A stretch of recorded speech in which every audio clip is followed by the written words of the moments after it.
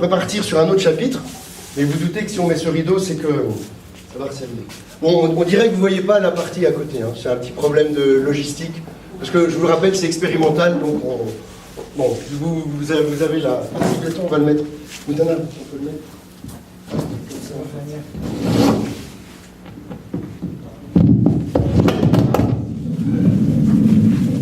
Alors là.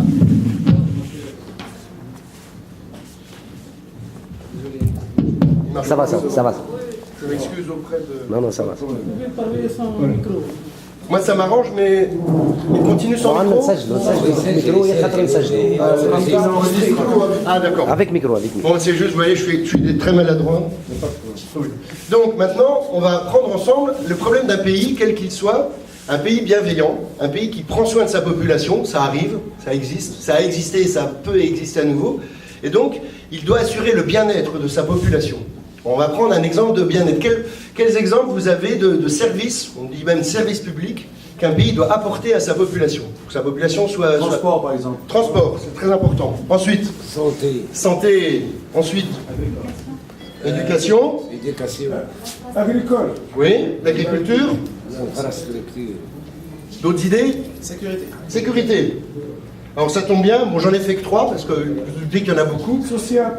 Alors voilà, sur sécurité, on va prendre ce symbole, hein, les pompiers, c'est la sécurité s'il y a un incendie, et c'est aussi la sécurité si, on peut reprendre la sécurité sociale, hein, la sécurité ou la protection, c'est quelque chose de large. J'ai entendu éducation, donc je propose ce symbole, si ça vous va, hein, on le reconnaît un peu, et puis santé, ça c'est quelque chose de très important aussi. Voilà, donc ça, c'est un exemple, c'est 3 exemples de ce qu'un pays bienveillant, attentif à sa population doit lui apporter. Mais pour qu'il lui apporte, ça ne tombe pas du ciel comme ça. Il faut de l'argent. Donc on appelle ça, par exemple, des dépenses publiques. On peut dire ça. Et ces dépenses publiques, comment on les assure? L'argent là, qui permet de financer ça. TVA. Les taxes. Voilà, donc il faut des recettes. Voilà, Ces recettes, on va les voir ensemble. Contre bien. Des recettes publiques, avec, entre les deux, qu'est-ce qu'il faut entre les deux? Un équilibre, hein. Vous êtes d'accord? Oui. Sinon, bon, là on voit que c'est déséquilibré. Donc on va réfléchir ensemble à quel type de recettes publiques on peut trouver pour assurer les dépenses publiques à droite. Je vous écoute? Pardon? Ressources. Voilà. Alors quel type de ressources par exemple? Alors, on va prendre un pays qui n'a pas de pétrole, mais c'est une bonne remarque. Les impôts. Voilà, les impôts. Alors les impôts, contrairement à la propagande qui est souvent fabriquée par les riches, les trop riches qui n'aiment pas donner de l'argent, les impôts c'est pas injuste. Les impôts c'est la base de la justice. C'est grâce aux impôts, s'ils sont bien choisis, s'ils sont choisis par le peuple, par l'Assemblée, c'est grâce aux impôts que les gens très riches redistribuent aux gens très pauvres. Alors, il y a d'autres systèmes, hein, il y a l'aumône, la zakat, mais les impôts, ça marche aussi. Donc les impôts, il ne faut pas écouter la propagande, c'est d'abord pour la justice sociale, pour la justice de la société. Et si les impôts semblent très élevés à quelqu'un, c'est peut-être qu'il a beaucoup d'argent, d'abord, même s'il ne veut pas le reconnaître. Et donc, comme impôt, qu'est-ce que vous connaissez comme type d'impôt? La zakat. Alors la zakat, c'est un impôt aussi. Alors. Non, C'est l'aumône. c'est le vrai impôt. D'accord. Alors, لا مش زكاة مش جمبور. Les impôts, les taxes. voilà. Alors, je vous propose, puisqu'on est dans un contexte très général qui doit toucher tous les pays, on va juste parler des dépenses, des recettes publiques, et pas des particularités, mais même si, bien sûr, c'est important. Alors, dans les impôts, il y a un impôt qui est assez connu. TVA. Je crois qu'il existe partout. Il faut comprendre que cet impôt-là, par contre, lui, il est très injuste. Parce que c'est la même somme pour tout le monde. Si par exemple, on a une TVA de 10% et qu'on achète, je sais pas, un gros shawarma à 10 dinars, donc en fait, on paye 1 dinar de plus de TVA. Si vous êtes très riche, 1 dinar, c'est une goutte d'eau. Si vous êtes très pauvre, 1 dinar, c'est presque ce que vous gagnez dans la journée. Donc vous voyez que c'est très injuste de faire payer la même somme à tout le monde. Mais on va voir que c'est souvent l'impôt que préfèrent les très riches, parce que ça leur permet de ne pas en payer tant que ça. Alors, un impôt plus juste, c'est ce qu'on appelle l'impôt sur le revenu, que ce soit le salaire ou d'autres revenus, parce que normalement, si c'est bien fait, si c'est bien étudié, c'est des impôts qui augmentent en fonction des revenus. Donc plus vous êtes riche, plus vous payez d'impôts. Alors, il y a des très riches qui pleurent, comme Gérard Depardieu qui est parti se réfugier en Belgique, parce qu'il trouvait que c'était pas juste. Bah, il est quand même très riche. Il y a aussi des très riches qui sont honnêtes et qui disent bah oui, je suis très riche. Alors il y a d'autres impôts, je ne vais peut-être pas trop insister, mais celui-là il est important, c'est que quand on a une entreprise, hein, on appelle l'impôt sur les sociétés. Donc comme la société fait beaucoup d'argent, on trouve normal, hein, mais ça se discute. Quand le pays permet à la population de s'exprimer, ça se débat ensemble, et puis on choisit à la fois le type d'impôt et à la fois le niveau des impôts. Puis un dernier impôt, mais qui touche surtout les pays très riches, et encore pas chez tout le monde. Dans mon pays, d'il y a 50 ans, la France, c'était donc l'impôt sur la fortune, qui est un impôt qui déplaît beaucoup aux trop riches, parce que les trop riches égoïstes n'aiment pas payer de l'impôt. Et là, en fait, c'est fait exprès pour eux, pour les gens qui ont vraiment trop d'argent. Donc ça, c'est un point important. On va voir qu'il y a un deuxième moyen de faire des recettes, après des impôts. Quel est-il? Exportation. Alors oui, effectivement, il y a tous les revenus. D'ailleurs, il faudra... J'ai toujours pas prévu une image. En fait, je voulais vous parler de la banque centrale, qui existe normalement dans les pays, parce que c'est comme cette banque permet de fabriquer l'argent, elle fait ce qu'on appelle la création monétaire. Dans un pays souverain qui a sa propre banque, la banque centrale, quand elle est bien gérée, il ne s'agit pas de faire trop d'argent et que ça devienne la planche à billets, comme on dit, et qu'il y ait l'inflation. Mais quand c'est bien géré, la banque centrale permet de fabriquer de l'argent et donc amène des recettes. Hein, on fabrique des billets. Donc ça, c'est à peu près la situation dans un pays bien géré, bienveillant, qui assure des services publics à sa population et qui a des recettes pour ça. En fait, très souvent, il y a des petites dérives. Alors, par exemple, dans le pays... ah ben, j'ai pas de... Du coup, je l'ai pas.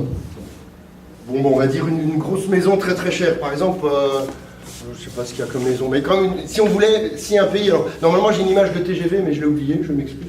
Le TGV, vous savez, c'est une petite folie des grandeurs des Français, là, il y a quelques années. Ils voulaient aller très très vite. C'est pas sûr que ça soit très utile d'aller très très vite, mais bon. Mais ça a coûté très très cher. Bon, on va dire que c'est un TGV, par exemple. Hein. Puisqu'il y a 50 ans, on ne sait plus trop à quoi ça ressemble. Donc, quand on doit payer quelque chose qui est tellement cher qu'il n'y a pas assez d'argent dans les recettes, qu'est-ce qu'on peut faire? Pardon? Augmenter les taxes. Oui, il y a un moment où ça devient douloureux. Voilà, on emprunte. Et c'est là où vous voyez qu'on va retrouver notre schéma d'avant. On va emprunter de l'argent pour ce TGV en forme de maison. Et on va l'emprunter à qui cet argent?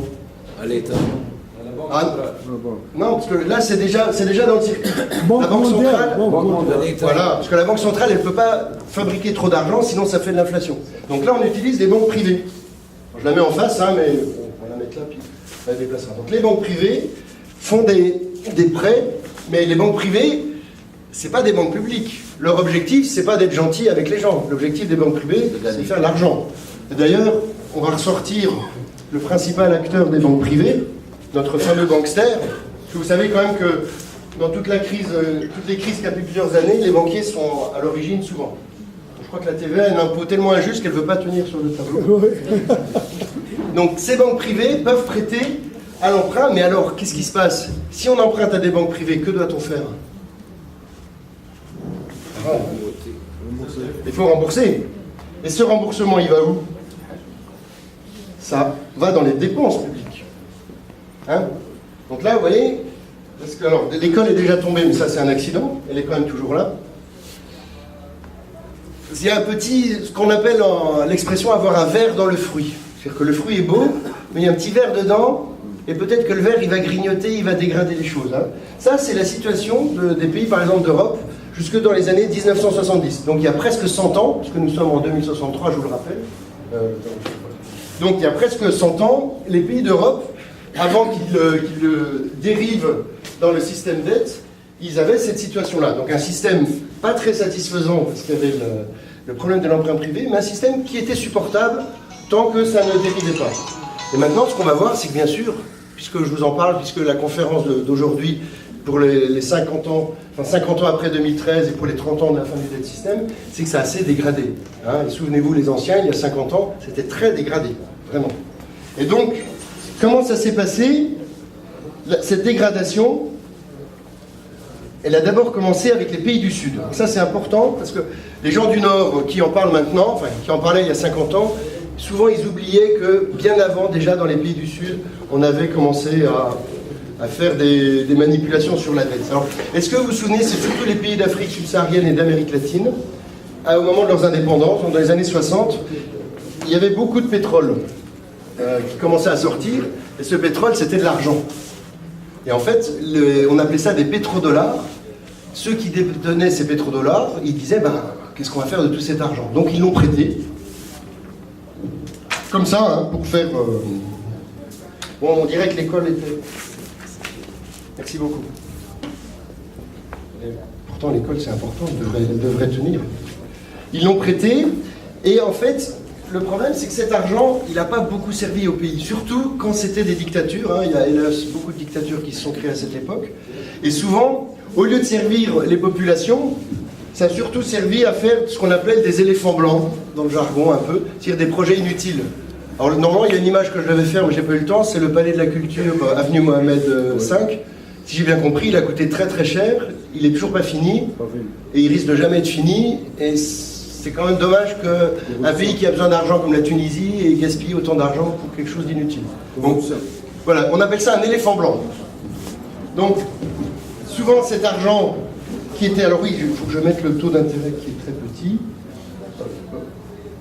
Souvent cet argent, il était donc utilisé pour des projets inutiles, voire même, parfois, il allait directement dans les coffres en Suisse ou ailleurs, des gros riches, enfin des dictateurs qui possédaient. Vous savez que Mobutu, avec la complicité de la France et des États-Unis, il possédait plus que la dette même du Zaïre. Ça s'appelait le Zaïre à l'époque. Puis on a plein d'exemples de dictateurs comme ça, qui ont été immensément riches, alors que leur pays était lui-même riche, mais que la population n'en profitait pas.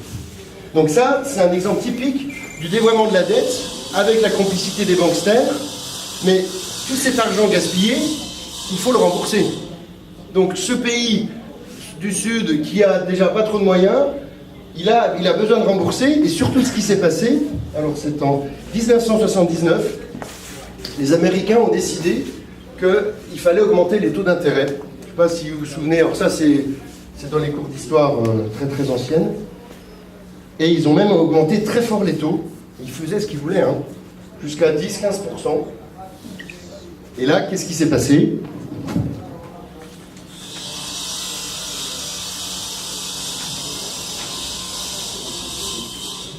Là, on a un problème. Il n'y a plus assez d'argent. Alors, qu'est-ce qu'ils ont dit à l'époque? Ça a commencé déjà avec la Banque mondiale. Comme il n'y a pas assez d'argent, on va dire que l'école, on peut la donner aux riches. Parce que, comme ça, eux, ils vont bien gérer. Vous savez, la propagande de l'époque, elle se gênait pas. Elle disait, l'école, c'est pas fait pour les pauvres. Les pauvres, ils ont qu'à pas être pauvres. Hein? S'ils sont pauvres, c'est tant pis pour eux. Donc, il n'y a pas de raison de dépenser de l'argent pour l'école aux pauvres. Par contre, si on la donne aux riches, les riches, eux, ils seront encore plus riches parce qu'ils pourront faire des cours très chers. Et puis, ils pourront comme ça, ils seront éduqués. Donc, on va privatiser l'école. Parce que, quand même, l'important, là, on avait un déficit. L'important, c'est de rétablir l'équilibre. Vous voyez le raisonnement, hein, c'est le raisonnement de la Banque mondiale. L'important, c'est pas les peuples, c'est pas le bien-être des peuples, c'est juste rembourser la dette. Même si la dette, elle est monstrueuse parce qu'elle a servi juste à enrichir les dictateurs. Mais les gens du FMI, les grands banquiers occidentaux, ils se gênaient pas pour dire c'est pas grave, l'important c'est de rembourser la dette. Et au besoin, ils disaient mais quand même la dette c'est la honte, il faut rembourser vos dettes, hein, ce qu'on a dit.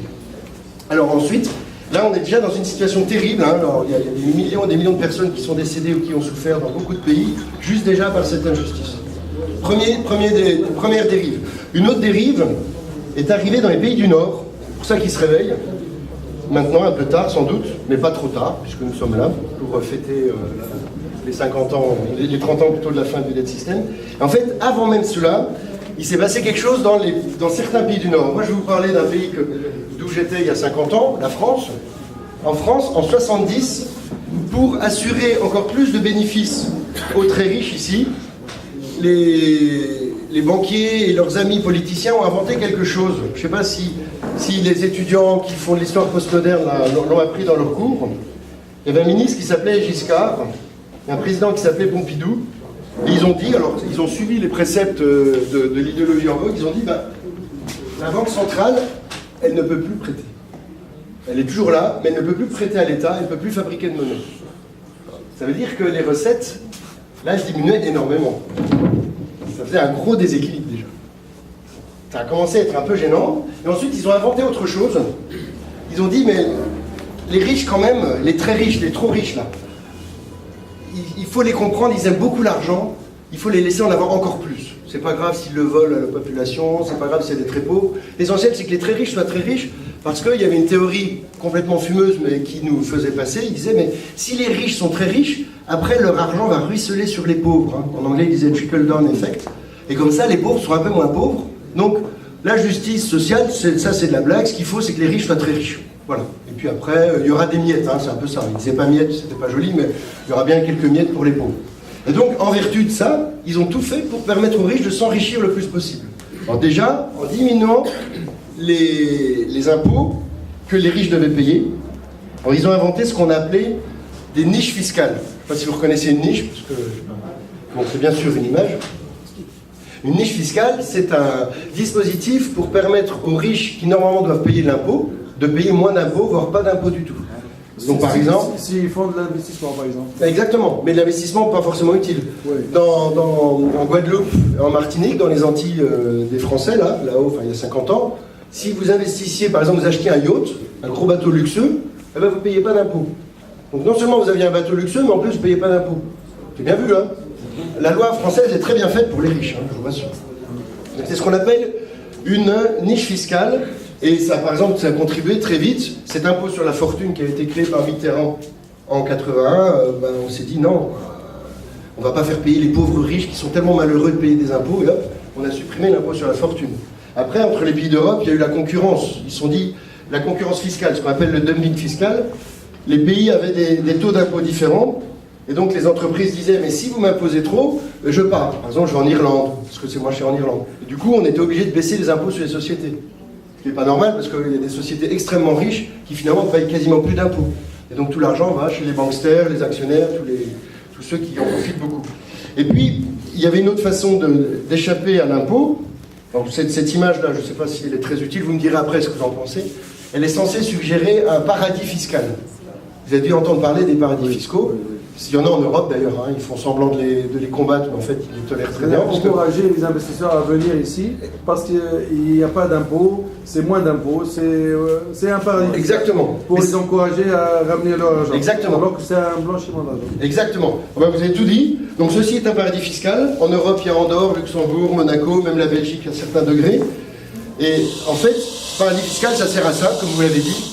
Hein, parce que l'argent, on dit que l'argent n'a pas d'odeur. C'est pas vrai, il y a de l'argent très sale, donc il faut bien le laver. On appelle blanchir l'argent. C'est le rôle d'un paradis fiscal. D'ailleurs, en fait, l'argent a beaucoup d'odeur, mais c'est sans doute les banquiers qui n'ont pas d'odorat. Ça doit être ça le problème. Si les banquiers avaient de l'odorat, s'ils avaient de la conscience, peut-être qu'ils ne feraient pas des choses aussi affreuses. Et alors, là, quand on arrive à ce point de la démonstration, souvent les jeunes de la salle, hein, ceux qui sont nés après les années 2040, donc qui n'ont pas connu tout ça, parce que il y a 50 ans, en 2013, on était en plein là-dedans, mais les jeunes, heureusement, ils n'ont pas connu ça. Les jeunes, ils demandent, mais comment c'était possible, hein, ils s'adressent à nous, les anciens, ils disent, mais comment ça a pu se faire que les gens acceptaient ça, acceptaient cette injustice? Et là, on se gratte la tête, et on se dit, ben oui, comment ça se fait qu'on supportait? Vous vous souvenez, les anciens? Comment ça se faisait qu'on acceptait ça? Que dans tous les pays du monde, pendant longtemps, jusqu'aux années 2013-2014, on s'est un peu réveillé, on a fait pression pour que ça change. Comment ça se fait qu'on acceptait tout ça? C'est un système mondial, monsieur. Oui, c'est vrai. Mais le changement peut être mondial. En fait, je vous rappelle, le premier principe, c'est que la propagande des banksters disait « c'est votre dette ». C'est faux, hein. On sait bien maintenant, aujourd'hui, en 2063, que c'est pas notre dette. Mais en 2013, il y a 50 ans, ils disaient « ah, c'est votre dette, donc il faut payer ». Je vais la mettre là. Bon, j'enlève ça, mais vous savez qu'on est en 2063. Hein. Alors, si ça ne suffisait pas, ils avaient inventé cet instrument qui peut être très pratique quand il s'agit de diffuser de la culture, mais qui peut être très dangereux quand il s'agit de diffuser de la propagande. Et avec cet instrument, des millions de personnes, tous les jours, écoutez, vous avez une dette, il faut payer la dette, vous avez vécu au-dessus de vos moyens, ce qui est faux. Vous voyez que les dépenses publiques n'ont jamais augmenté, contrairement au discours dominant. Les dépenses publiques n'ont fait que baisser. Mais la propagande disait... c'est votre dette, il faut payer votre dette. Et du coup, souvenez-vous, il y a 50 ans, jusqu'au moment où on a pris conscience de la réalité, ben on acceptait, on se dit, ah oui, on a une dette, on va payer. Alors que non, ce n'était pas notre dette. Vous voyez, hein, la grande escroquerie. Et puis, il faut dire aussi qu'à l'époque, il y avait Donc les pays occidentaux s'étaient organisés avec le fonds, alors là je l'ai appelé le fonds mortifère involutif, bon, ça fait FMI quand même, ou bien la Banque mondiale. C'est peut-être pas des jeux de mots très heureux, mais en tout cas, on se comprend. Il y avait aussi eux qui, à travers la télé, nous faisaient très peur en disant mais il faut payer, hein. Souvenez-vous de Chypre, hein, il y a 50 ans, l'île de Chypre qui était... Bon, Chypre c'est un paradis fiscal, donc on n'a pas trop pleuré, mais les Chypriotes de base, la population de base à Chypre, ils étaient vraiment dans la difficulté. Les Russes très riches qui avaient mis leur argent, c'était moins grave. Et souvenez-vous de la Grèce, c'était il y a très longtemps, c'était il y a plus de 50 ans, en 2008, quand il y a eu la crise et que les Grecs ont dû payer, ont beaucoup souffert. Donc là, on arrive déjà à un système très intéressant parce que pendant qu'on nous parle de la fausse dette à travers la propagande, la vraie dette d'aujourd'hui, en 2063, que maintenant on connaît bien, c'est quoi les vraies dettes? Parce que le mensonge, c'est non seulement faire croire qu'il y a une dette financière, mais c'est de ne pas dire qu'il y a une vraie dette que toute la Terre porte. Alors je vais faire un petit test. Non, je vais d'abord vous montrer la première des dettes, c'est la pollution. Ça, c'est une dette. Pardon. C'est la dette écologique. Parce que les pays du Nord, surtout, pendant des décennies, ils ont sali la planète, ils ont pollué, jeté, sans vergogne. Et ça, on a encore du mal, 30 ans après, à continuer à finir de nettoyer la planète. Donc ça, c'est une vraie dette, contrairement à ce que dit la propagande. Et puis, il y a une autre dette du même genre. Là, je vais faire un petit test pour voir, parce que souvent, dans la salle, il y a des jeunes et des anciens. Donc, est-ce que vous reconnaissez cet animal? Mouton. Un pauvre mouton. J'entends mouton. Ben alors, en fait, c'est simple. Le test marche toujours. Ceux qui voient un mouton, ce sont ceux qui sont nés après les années 2040. Parce que ceci, c'est un ours polaire. Authentique. Très bien dessiné par un expert que je ne nommerai pas par modestie. Mais cet ours polaire, si vous ne le reconnaissez pas, c'est que vous êtes né après sa disparition, parce que, hélas, à cause des pollutions,